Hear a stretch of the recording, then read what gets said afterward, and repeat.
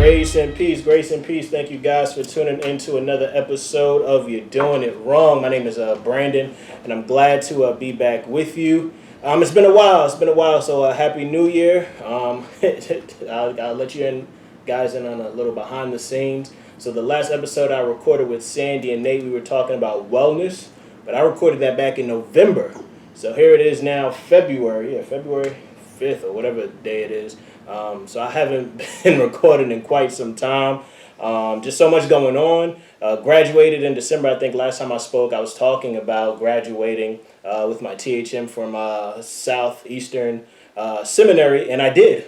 So that was a great moment. And then Christmas, thank you guys so much. And then Christmas came, and then the New Year came, and it's just during that time of the year, it just gets really hectic. And so I just been dragging my feet on dropping new episodes. And again, the title is fitting. You're doing it wrong, because when you want to have a podcast, consistency is very, very important. And so I apologize for not being as consistent. I'm starting off the new year, but I definitely want to get better. And so I'm grateful. I'm grateful for guys like I have today, my brother Zachariah and Jaquan, and I definitely want to give my brother Zach his flowers while he's here, because I don't know when I would have recorded another episode, to be honest with you. And it's truly, God's grace on me, just allowing this to continue, because I met these brothers a couple months ago, and just great brothers that I've had the privilege and just to be in their lives and my life as well.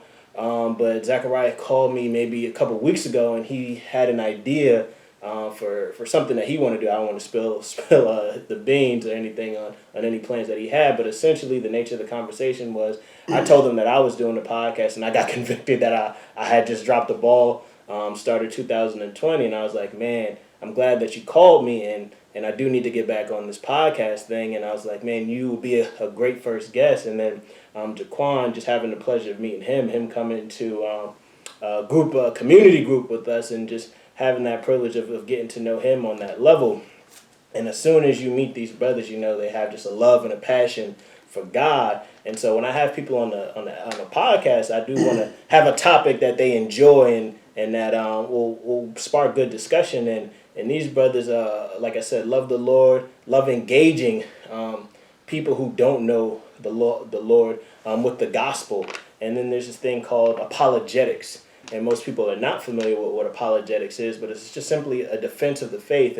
And I do want to make it clear, too, because apologetics almost seems like this Christian idea, but I think no matter who you are, no matter what your worldview is, you do apologetics to some degree. Even if you're not a Christian, you're defending your own worldview and belief. It may not be as formal as what we do, because actually, and I guess I'll let this one out the bag too, that I finished one degree and I want to get one final degree, a doctor of ministry, and I got accepted into this degree program at Southern Evangelical Seminary, but the focus will be in apologetics. So just seeing how God just worked all of that together, and just having this conversation. But essentially apologetics is defending our faith, and these brothers do an exceptional job at defending the faith. If you were to go to my brother Jaquan's page, you just see it littered with just him providing a defense for the faith, and just even having a conversation with Zachariah and him telling me that he goes around his neighborhood sharing the gospel.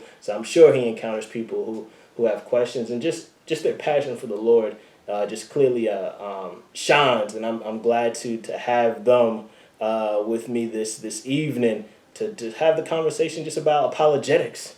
So I'm super excited about that. But how are you guys doing? Doing well. Thank you guys so much for coming on. How are y'all? Yeah, I'm blessed. Thank you for inviting me. Definitely appreciate it. I look forward to the conversation we're going to have today. And I appreciate you inviting me, and it's always a pleasure when we can get together and just have a discussion, just fellowship. And I'm just glad, I'm grateful for what the Lord is doing in your life. Absolutely. And I'm grateful that He's just brought us all together. Yeah, me too, man. Like I said, just having a desire just to want to, use the resources that we have just to communicate the gospel, just to let people in on, what Christians are truly like. Yeah. And just having that opportunity. And there's literally no excuses. Got cameras, got audio equipment just to put it up online. and just utilizing technology, for God's Invaluable glory, resource. and valuable resources, and you guys resources as well. So just to see how God provides, because again, if I don't meet y'all, I don't know who here. So that's nothing. That's nothing but God. But I did, like I said, I've done enough talking. I want to jump right into this because, like I said, apologetics is simply, providing a defense for our faith, and we even commanded in Scripture to do so. And when the first time I heard about apologetics, I was just so enamored because I had so many questions, that I had. But the questions assume that there's objections to Christianity. So just in your walk, in your own experience, what are some of the biggest objections you believe people have to Christianity? And I'll start with you, Jaquan. Well, from my experience and the community of people generally that I deal with, and this has just been for me even since I was converted, the very first issue that I came in contact with when I was first converted is this idea that Christianity is quote unquote the white man's religion, and that it's not a religion that's indigenous to black people. Like basically, it's this idea that it was given to us during the transatlantic slave trade, and we had no kind of connection to it before then. And you kind of have to walk people through that because they have this kind of Pan-African conscious community type worldview where it kind of hinders them from looking at history as a whole. And that's one of the first problems that I kind of encountered when I walked the Lord when I was doing apologetics. Yeah, what about you, Zachariah? Any big objections that you see? So I would say for the most part, I think the issue that I've come into contact with has been more prevalently people who just don't see how it really applies to them. Like, it's more so like, that's nice for you, but how does that apply to me? And so I think the important thing in that was just, and still has been, just kind of showing people, I guess I would say, the reality of their current situation. And more realistically, I think one of the other issues is people don't ask enough questions. I think the lack of critical thinking is like a really big problem. I don't know if that comes from maybe the school systems and the struggles there. My family, I've substitute taught myself. My family is full of teachers. Like the majority of my family are teachers.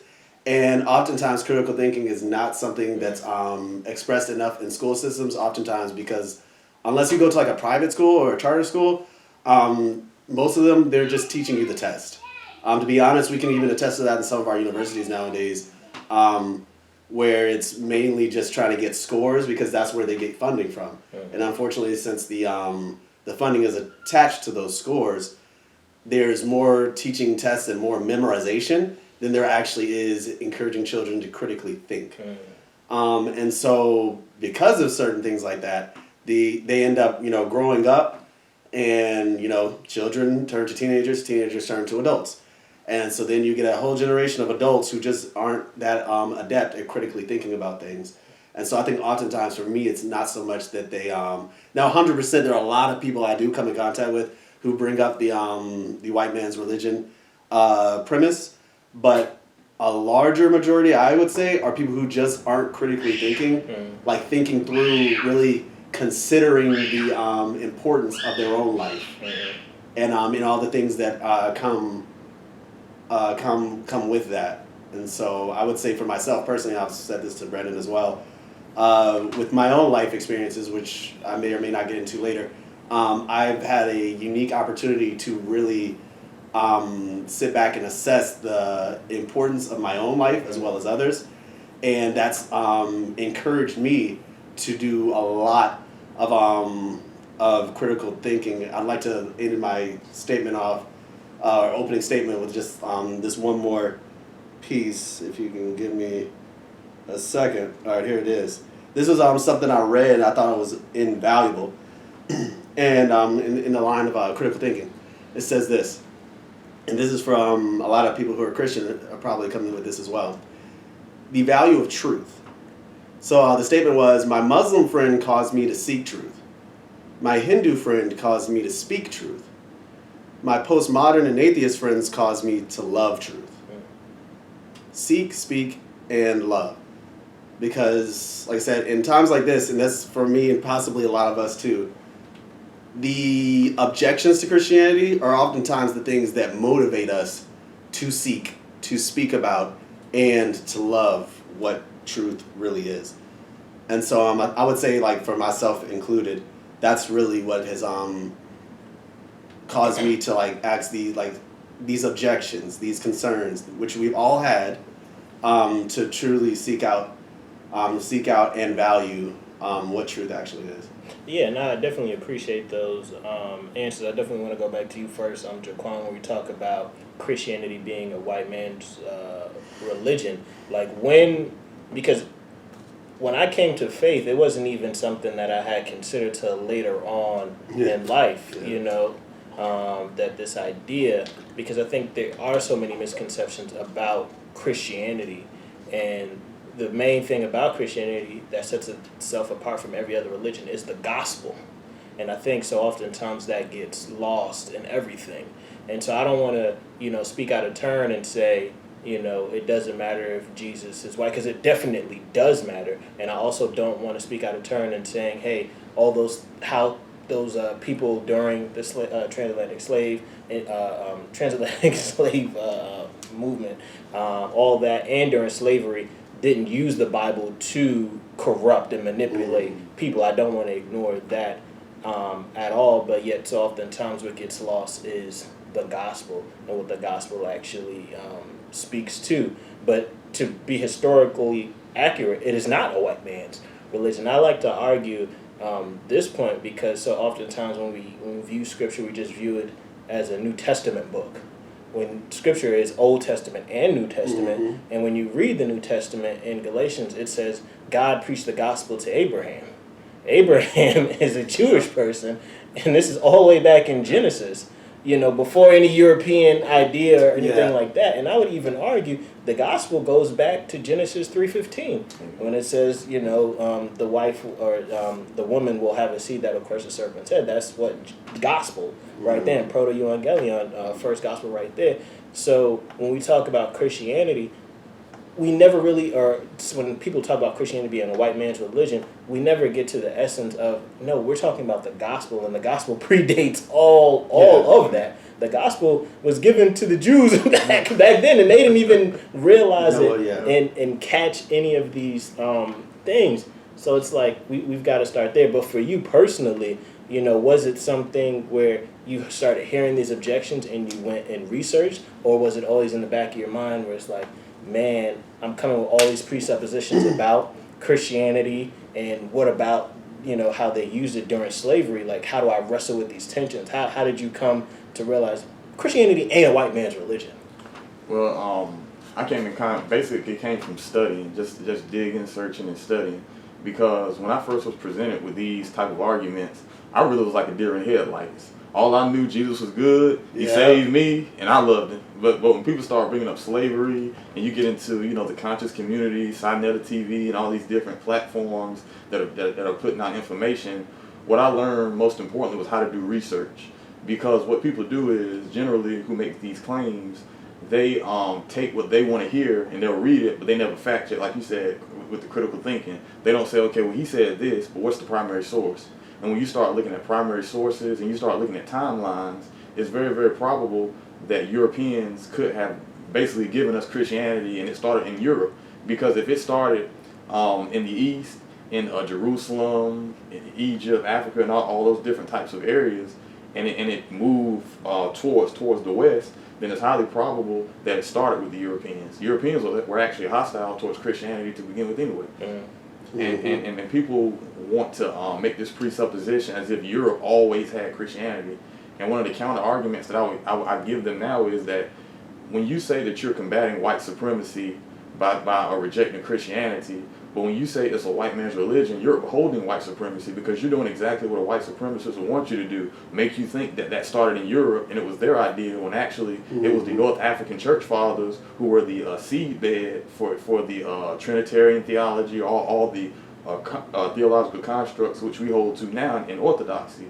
And I just kind of wrestled and studied and read a lot, and just listened to a lot of people who have done the research, people like Thomas Oden, Eric Mason, and people who have done the work. Because I can't take the credit. I can't take the credit for saying the things that I say. It's because other people have done the research, and I went and I got a hold of their research, and I was able to learn how to fact check people. Because if you tell me, they changed the Bible to control y'all, well, if you actually read some of these histories of slavery, the slave masters actually did not even want to give the slaves a Bible to begin with, because they knew that they were going to read passages like Exodus 15, where God is being worshipped in a hymn because He's a deliverer, where He tells the people, I'm going to deliver you. He tells Abraham in Genesis, He says, your people are going to go into slavery for 400 years, but I'm going to bring them out, and they're going to have great possessions. And He makes good on that promise by raising up a Moses to deliver the people. When you look at the slaves, that's something that they held close to, that God is a deliverer. You would not have had the Underground Railroad if it weren't for Christianity. You would not have had the abolitionist movements if it was not for Christianity. They talk a lot about Black Wall Street and all of these things. Christians were there at Black Wall Street. Where was the conscious community? Where was the Nation of Islam? Where were the ancestors? Because they love to ask me that. Jesus was they tell me, quote unquote, Jesus was asleep at the wheel, and what was Jesus during the slave trade? And I asked them now, I say, well, y'all call them ancestors. What was that? why didn't the ancestors tell y'all the white man was coming? Why didn't He tell y'all the Arabs was coming? Why didn't He tell y'all the Greeks were coming? How come the Egyptians didn't know that the Greeks was going to come and Alexander the Great was going to ruin the empire? And I tell them, when you go into the Bible, I can go to Isaiah right now and tell you where God said Egypt was not going to be the same ever again. God said that. But we reject the Bible, but they forget that the Bible is a prophetic book. None of the stuff that they believe in really speaks to now. It only speaks to back then. It only works. It only works to control people and bring people under its subjection, but it cannot deliver people and restore people. And these people have all this stuff that they claim is better than Christianity, but yet they got all these questions and they don't have any joy. Like, these people are always mad, angry, and they just have this cynical kind of worldview. Yeah. And I just... No joy and no hope. Yeah, no joy and no hope. And when I did this research, it just kind of opened my eyes, and it just kind of, made me look at things and test claims. Like, somebody said something, okay, how do you know that? Epistemology. What do you get this knowledge from? Yeah. How do you know that this knowledge is genuine? How do you know that you just didn't regurgitate this from somebody? And it's causing me to now not just try to seek to answer questions, but try to counter their questions with other questions. Because sometimes I might not have the answer, but I might can ask the right question. And if I can make 2 points based on what you just said. So one thing, I've approached that the same, like I said, the same situation, the white man's religion thing. Just 2 things I'd like to say. First, it actually makes your case a lot stronger as well for like the listeners right now, because of the fact you said it yourself. These weren't things that you had a degree in. These weren't things that you knew. And the great thing about it was, if you have access to the internet, which every person listening right now does because they're listening to us right now, it's out there. The information is out there. You didn't have to, go spend, any absorbent amount of money just to learn this stuff. So anybody can do this. People don't have to feel like they're unqualified or equipped to do their own research. So I think that's a great point. To your and all of our credit, just the fact that this stuff is out there. But of course, we are grateful for those who do the heavy research. We're just doing like a form of the research. They're doing the heavy research so that we can use them as a resource. But that's what they're also doing it for, so they can be used as a resource for other people. So we do thank people like Brandon for the research that they're doing. The second point I wanted to make is in regard to the slave trade specifically and the Bible. There are actual artifacts from the slave trade. There's this thing called the Negro Bible. Hopefully I can say that. Yeah, I don't know. But there's this thing called the Negro Bible, which shows you the Bible that they were utilizing. They actually cut certain verses out just so they could essentially justify their practices. So obviously, this is not some just thing that we're talking about. You can look it up yourself. Look up the Negro Bible, and you can find that they had these chopped up pieces of the Bible stitched together so that they could justify their own claims. So even more credence to the fact that they were not trying to they were not true to the gospel biblical message. Okay, not at all. Yeah, and like I said, I'm glad that you mentioned that because it is such a huge objection. We go to a church where our pastor is extremely passionate about, engaging people from our cultural context. And I would probably say that is possibly the number one objection to Christianity when it comes to people from an African American context. They look back on slavery and even the point that you made where it's like, I listened to, I was telling Zachariah, I watch a lot of battle rap, and I was watching or listening to this dude named A Ward. Ironically, he's from Kansas City.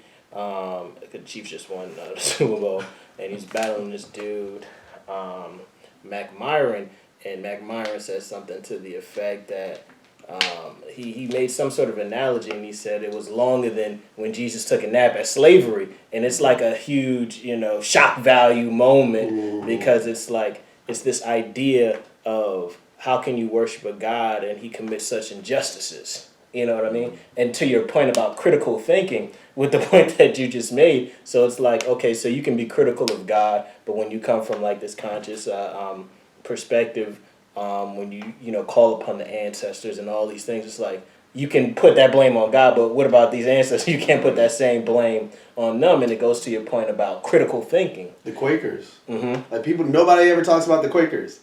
Do we all know who the Quakers are? I'm familiar, but go ahead, break it down for us. Okay, with my limited knowledge, which once again, Google is your friend, guys. Mm-hmm. The Quakers. I am maybe wouldn't say a few, but fortunately, in my tiny small country education that I got, we learned about the Quakers when we learned about slavery. The Quakers were a Christian group that worked to end slavery. Long story short, I want to say Harriet Tubman worked with the Quakers. Mm. She wasn't doing this all by herself. Sure wasn't. This was not her. How in the world did she actually have the infrastructure to run that thing? You think it was just a bunch of slaves doing it? It was not. They were the Quakers, and they were a Christian group working to end slavery. So when you ask that question, where was Jesus during that process? He was working. Mm. And there were people. Look it up. Amen. Look up the Quakers. It's study to show yourself approved. Like, there's so much research out there. There are answers to your questions, but you have to look for them. Like, this happens to me so often. Like, when people... The thing is, your study reveals your bias. Because oftentimes people will look at all these videos about all these, like some of the conscious community stuff and like that. They look at all these videos, all these articles, all this stuff. And my question is, were you really believing in Jesus to begin with? Because if you were, see, whenever I get a question like that, I look to the source. I say, okay, so what are both sides of this argument? Not just one side that sounds good to me. Nobody ever wants to really challenge their own, truly challenge their beliefs. You have to have both sides. There's this thing, and once again, I really hope that the lack of information, the breadth of information, but as well as the lack of information that I'm able to provide is an encouragement to you all to show that I don't have all the answers, yet I'm still able to encourage people. And so there's this thing, it's basically called like a straw man argument, where somebody basically puts up a weak argument against a really strong argument to make the strong argument sound more reasonable. You want to have both sides. Iron sharpens iron. You can't have iron against wood and hope that you're going to get a spark out of that. You have to have both sides of the story. And so I would just, like I said, really encourage you guys, like I said, in regard to this specific topic, look up the Negro Bible, look up the Quakers. Those two things should give you a whole lot. And outside of the fact that slavery was only like recent in the entirety of history, was a lot longer than slavery. So then you have to ask the question, well, what if before slavery, did people not have a good reason to believe in Jesus? Because now you're just saying it was just a...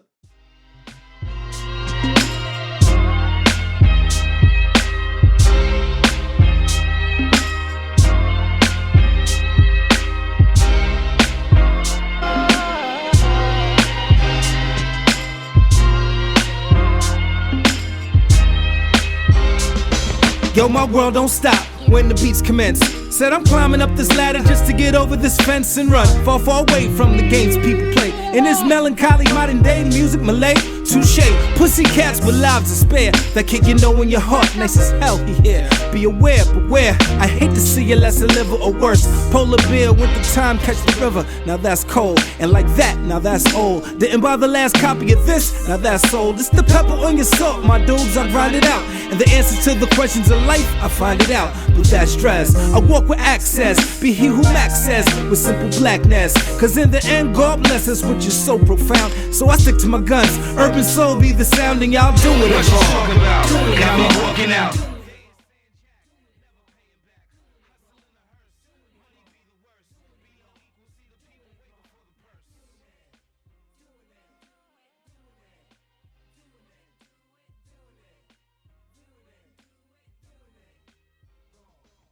I'm a one-man Beatles, I be the Rolling Stone. And the way y'all rhyme, you break me cortisone. Come take a ride, yo, hop in the front seat. In my whip, cool air blow, right over the heat.